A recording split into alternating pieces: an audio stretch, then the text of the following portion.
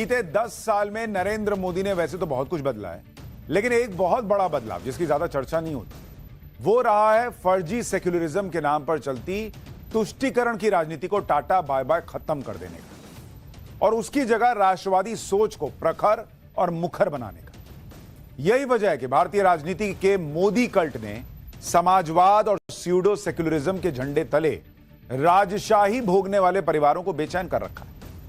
इनको यही नहीं समझ में आ रहा भाई कि मोदी नाम की ये दीवार टूटती क्यों नहीं, लेकिन दीवार टूटेगी कैसे, इस पर ज्यादा बुद्धि ये लोग लगाते ही नहीं। ना ये समझते हैं कि भाई दुनिया के बड़े बड़े नेता तक कह चुके कि मोदी को देश के आगे कुछ नहीं दिखता। रूस के राष्ट्रपति और मोदी के परम मित्र पुतिन ने फिर से समझाया है कि मोदी का विजन और देशहित के प्रति उनका प्रण ही उनकी सत्ता के प्राण है।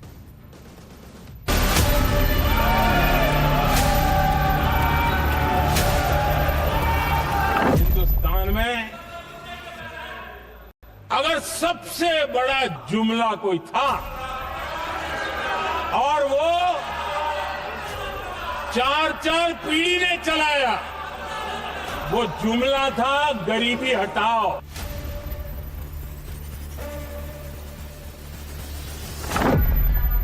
ये संविधान संशोधन करने का ऐसा खून कांग्रेस के मुंह लग गया कि समय समय पर वो संविधान का शिकार करती रही। ये खून मुंह पे लग गया। भारत आज मदर ऑफ डेमोक्रेसी के रूप में जाना जाता है। सालों तक मैं परिवार देता कंधे पर झोला लेके घूमता रहा हूं। जेब में एक पैसा नहीं रहा, लेकिन मैं एक दिन भी भूखा नहीं रहा। और इसलिए मैं कहता हूं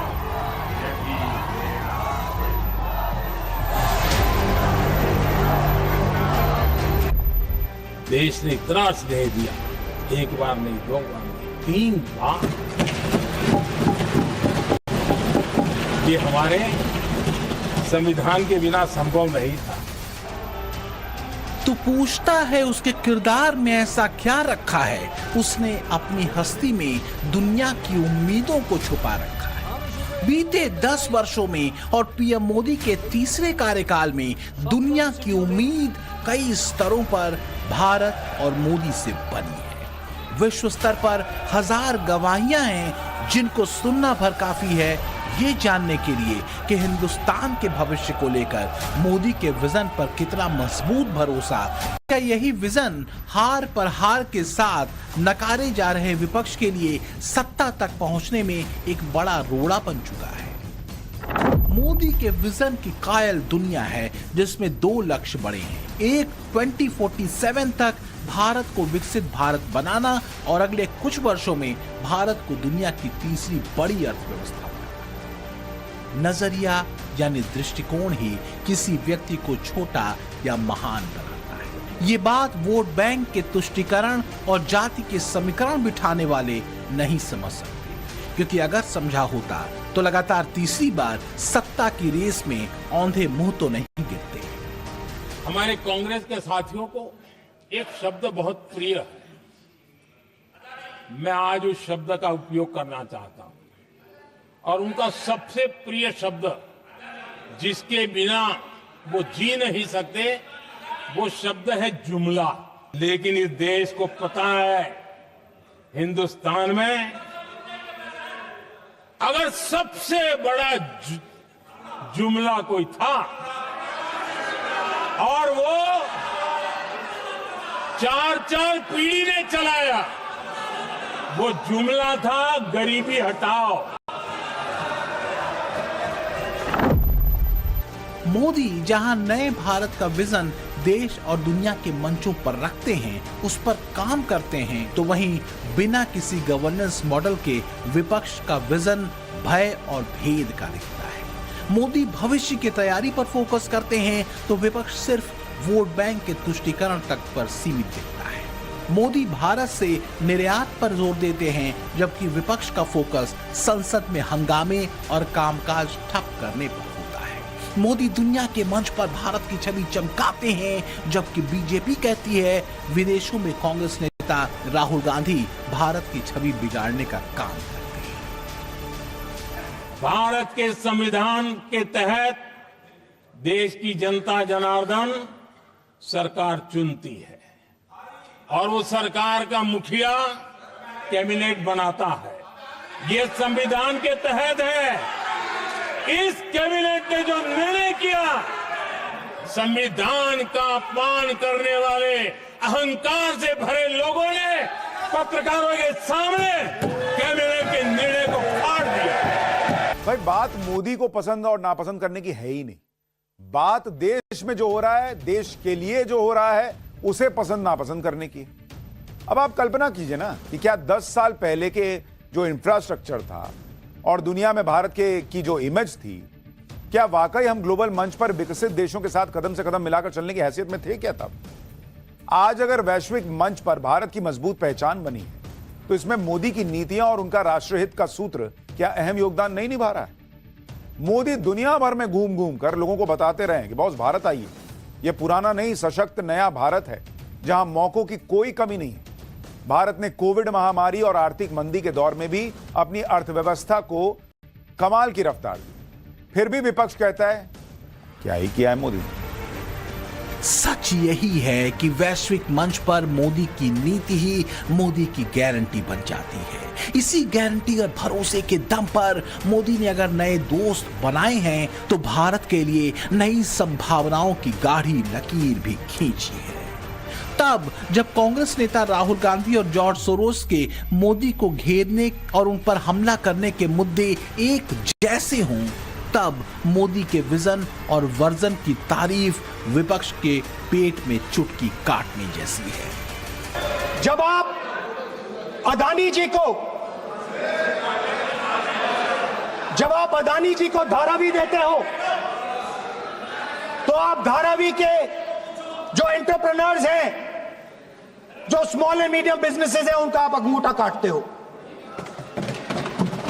जब आप हिंदुस्तान के पोर्ट्स, एयरपोर्ट्स, डिफेंस इंडस्ट्री, ये सब जब आप अदानी को देते हो, हिंदुस्तान के सारे जो फेयर प्ले बिजनेसेस हैं, जो ईमानदारी से काम करते हैं, आप उन सब का अंगूठा काटते हो जब आप अदानी की मदद करते हो।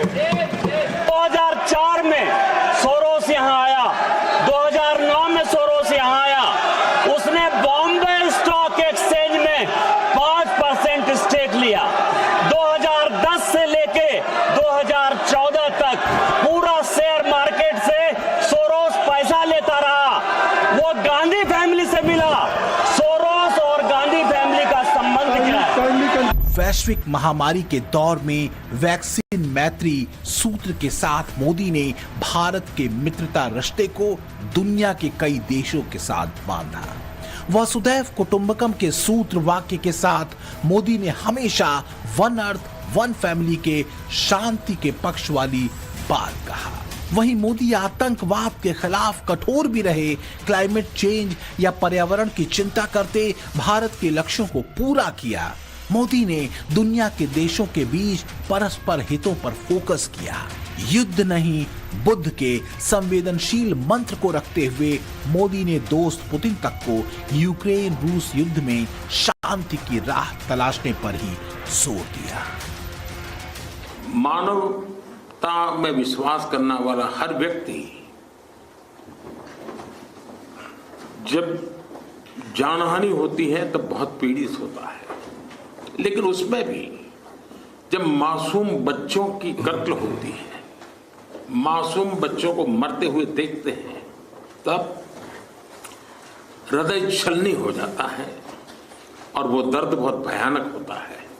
एक्सेलेंसी, एक मित्र के नाते मैंने हमेशा कहा है कि हमारी भावी पीढ़ी के उज्जवल भविष्य के लिए शांति सर्वाधिक आवश्यक है।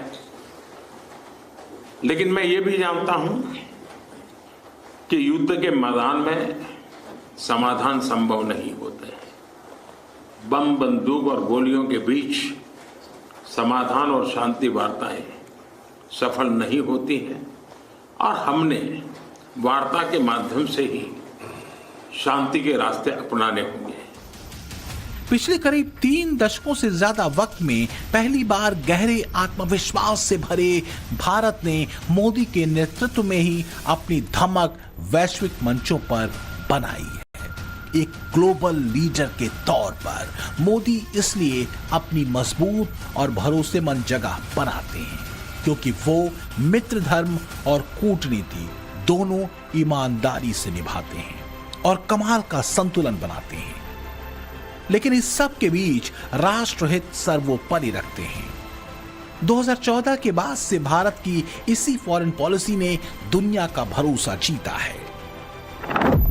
पीएम मोदी ग्लोबल साउथ के भरोसेमंद लीडर के तौर पर नई ग्लोबल चुनौतियों की तरफ ध्यान दिलाते हैं, आतंकवाद के मुद्दे को यूनाइटेड नेशन में हर बार उठाते हैं और शांति के हक में ग्लोबल संस्थाओं में रिफॉर्म तक की बात बेधड़क कहते हैं। वैश्विक शांति एवं विकास के लिए ग्लोबल संस्थाओं में रिफॉर्म्स आवश्यक है। वैश्विक शांति और सुरक्षा के लिए एक तरफ आतंकवाद जैसा बड़ा खतरा है तो दूसरी तरफ साइबर, मैरीटाइम, स्पेस जैसे अनेक संघर्ष के नए नए मैदान भी बन रहे हैं। इन सभी विषयों पर मैं जोर देकर कहूंगा कि global action must match global ambition. PM Modi जब ग्लोबल लक्ष्यों की बात करते हैं तो उसमें सबसे ऊपर होती है शांति और परस्पर समृद्धि। मोदी के इंक्लूजन का यही विजन वैश्विक मंच पर उन्हें सबसे ज्यादा असरदार बनाता है। विश्व बंधुत्व की धारा ने दुनिया के एक बेहतरीन लीडर के तौर पर पीएम मोदी को पहचान दिलाई। बीते 10 सालों में दुनिया के अलग अलग देशों ने उन्हें अपने सर्वोच्च सम्मान से नवाजा है। इस साल के रूस के सर्वोच्च सम्मान ऑर्डर ऑफ सेंट एंड्रयू और भूटान के order of the dragon king सम्मान के साथ पीएम मोदी को बीते 10 वर्षों में 16 देश सर्वोच्च सम्मान दे चुके हैं। So thank you very much, Prime Minister Modi. Once again, it is our greatest honor to have you here. You are a champion among leaders. You have led incredibly. You have shown the light to the developing world, and you have created a development matrix and framework that many are adopting in their own country, and much of it is relevant to us here in Guyana, and we thank you for sharing those technical expertise with us. दुनिया में PM Modi अपने conviction, mission और clear and loud action के लिए जाने जाते हैं। 2014 में मोदी एरा की शुरुआत के साथ ही भारत ने एक संतुलित लेकिन आक्रामक रुख के साथ विश्व के मंच पर अपनी नई पारी शुरू की थी, जो आज भी जारी है। बिना दबाव के लेकिन तय लक्ष्यों के साथ अगर भारत ने अपनी दमदार छवि को वर्ल्ड ऑर्डर में स्थापित किया है तो इसमें मोदी की बिना दबाव के काम करने की संकल्प शक्ति अहम रही है। तो उन्होंने मुझे पूछा कि दुनिया में भांति भांति के देश बड़े बड़े टारगेट तय कर रहे हैं, क्या इसका दबाव है क्या आपके मन पर? और मैंने उस दिन जवाब दिया था मीडिया को, ये मोदी है,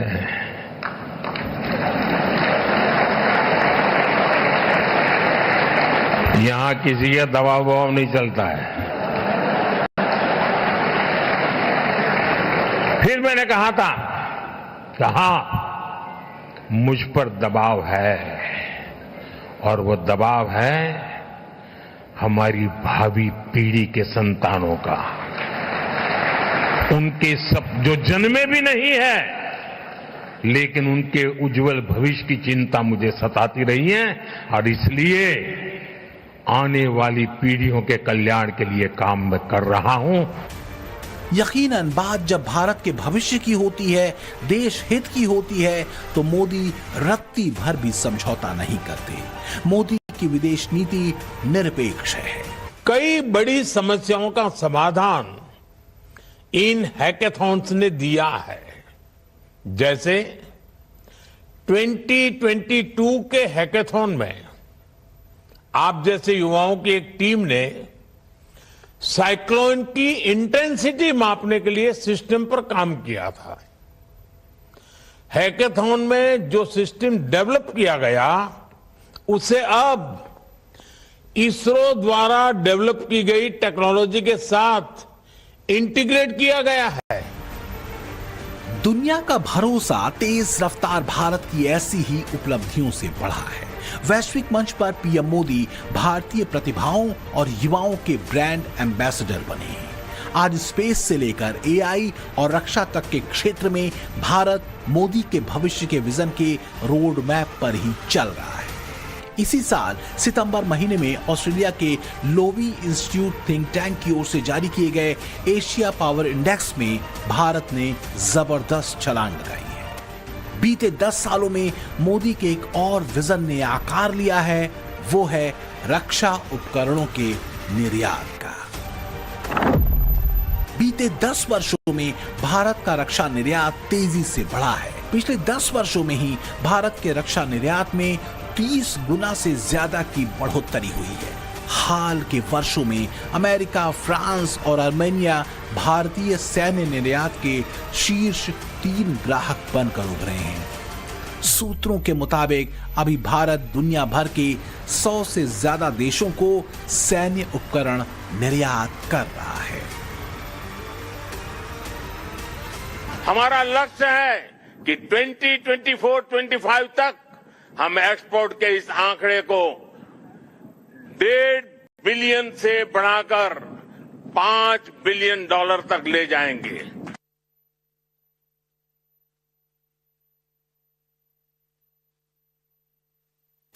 दुनिया का सबसे बड़ा लोकतंत्र बिना किसी लक्ष्य के आगे नहीं बढ़ सकता। नई संभावनाओं को तलाशना और उस पर पूरी शक्ति से काम करना मोदी का स्टाइल है। मोदी जानते हैं कि 140 करोड़ से ज्यादा की आबादी के बेहतरीन भविष्य के लिए जरूरी है समय की मांग के मुताबिक देश का तैयार। मोदी के 2047 का टारगेट यही है, अपनी स्किल, एक्सपर्टाइज और मॉडर्न इंफ्रास्ट्रक्चर के साथ भारत का वैश्विक मंच पर खड़ा होना। गरीबी हटाओ का जुमला इसी के कारण जुमला बनकर के रह गया। गरीब को इस मुश्किल से मुक्ति मिले, ये हमारा बहुत बड़ा मिशन है और ये हमारा संकल्प है और हम इसके लिए दिन रात एक कर रहे हैं। जिनको कोई नहीं पूछता, इनको मोदी पूजता है।